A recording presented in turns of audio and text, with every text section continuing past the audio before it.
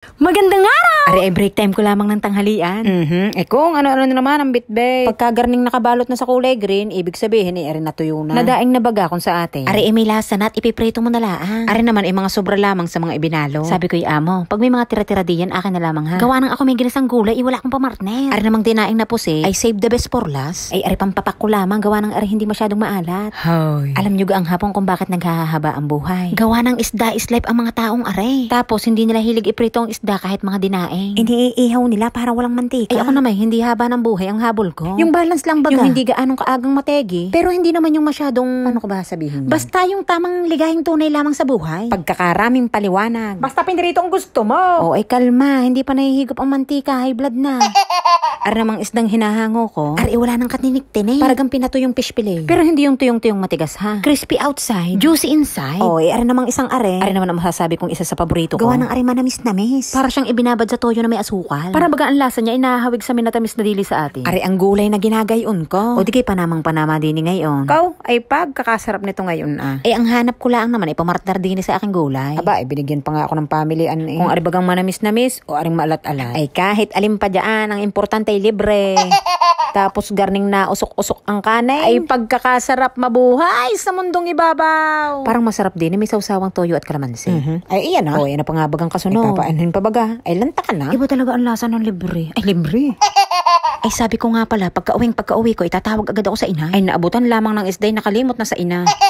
Ay yung ganamang pasal na. Ay dapat, kaninang paggising ko, ako'y tatawag. Ay kaso, baka mga tulugan pa sa atin. Advance kasi dito na isang oras. Ay, sabi ko mamaya na lang ang pananghalian. O edi ere, abalang ngumuya. Ay maigi na rin nauna ang kain ko. Ay baka mapasarap ng hunta. Ay ako may pasok pa. Ay di maigi ng busog. O di pagkatapos ng usapan, ay sibat agad. Wala nang hugas-hugas ng pinggat, wala naman makakakita.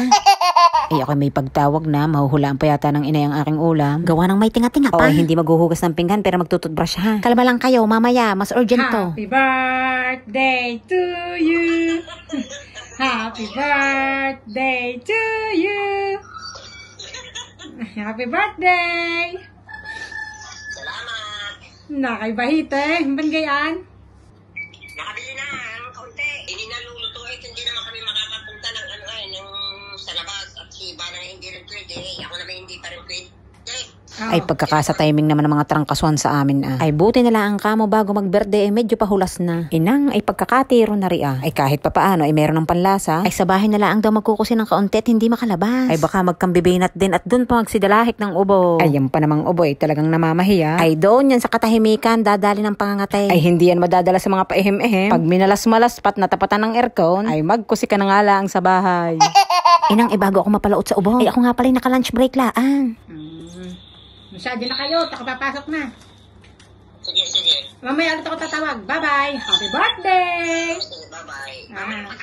Hapon, ang aming kayo ng mga, siguro mga bandang alas 7, alas 7:30 gayon. Bye-bye. Bye-bye. Bye-bye. O, ingat dyan. Ingat din dyan. Bye-bye. Sige, bye-bye. O ay antay, pagkagaring mga paggabiin at minakato. Ay imbes na ako'y kabahan, ay ako'y nai-excite. Ay gawa ng garni lagi ang routine. Ay lalo na't pag sinilip ko sa bintana ay may sasakyan sa tapat. Ako po, ay paniguradong aribiyaya na naman. Ay may sapos-sapong kahon. Ina! Ang ibiyaya nga! Ang inay ang may birthday pero ako may regalo. Ay arigaling kay Ma'am Clarice. Ay siya'y nasa abroad din kagaya ko. Ay ang kanyang kapatid ay nagbakasyon din sa Japan. Ay gawa ng 10th year anniversary nilang mag-asawa. Ay pagka sinaswerte nga naman. First destination, Hokkaido. O di are, kasali-sali. Salamat po! Ikaw alam ko namang hindi lang ako excited. Wari ko yung iba diyan na excited din. Ay are hindi ko na ipagpapabukas at baka are pang hindi ko ikantatulo. Kahit pa aring ilaw ko'y kikilaw-kiraw. Alay, ari ipipilit.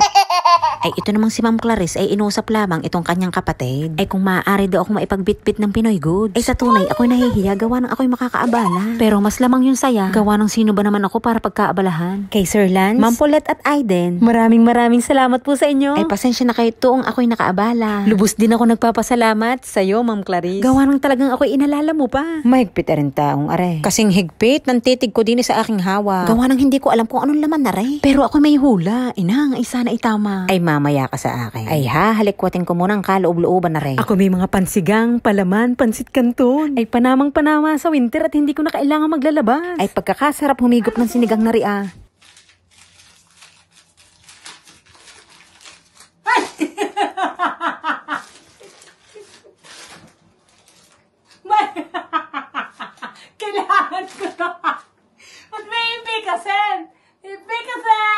Hala, ang gagaling nyo. Yung una nagbigay sa akin, kating ko. Ngayon naman ay ipikasin. Kung dati ang higaan ko ay amoy alimuong. Aba, ngayon ay parang mangangamoy pang haplas na.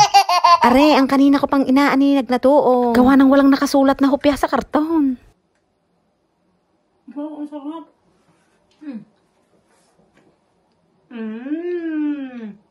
Kung nga talaga naman ang inggit pa. Ay pagkakasarap ko talaga na rin tunay. Oh, Ay, ang plano ko sana, ititikman ko lamang gawa ng gabi na. Ay, ako'y nakapaghapunan na rin. Ay, akala ko, ako'y busog na. Ay, nung matikman ko are, ay inang, may pupustuhan pa pala. Ayun, naipwesto kong lahat. Ay, literal na hindi na sinikatan ng araw. Ay, nasabig, inaras-aras. Basta ang alam ko'y nakapaghapunan ng taong are eh. Danggoy na danggoy ang kahinaan. Lasahin ko yung pansit kantoy, naka-schedule ng almusal bukas. Nakakapatupi ng supot. Kung ang hopya ay hindi na sinikatan ng araw, ang pansit kanton ay bilang ng oras mo. Maraming salamat po ulit. Ay siya, diyan na kayo.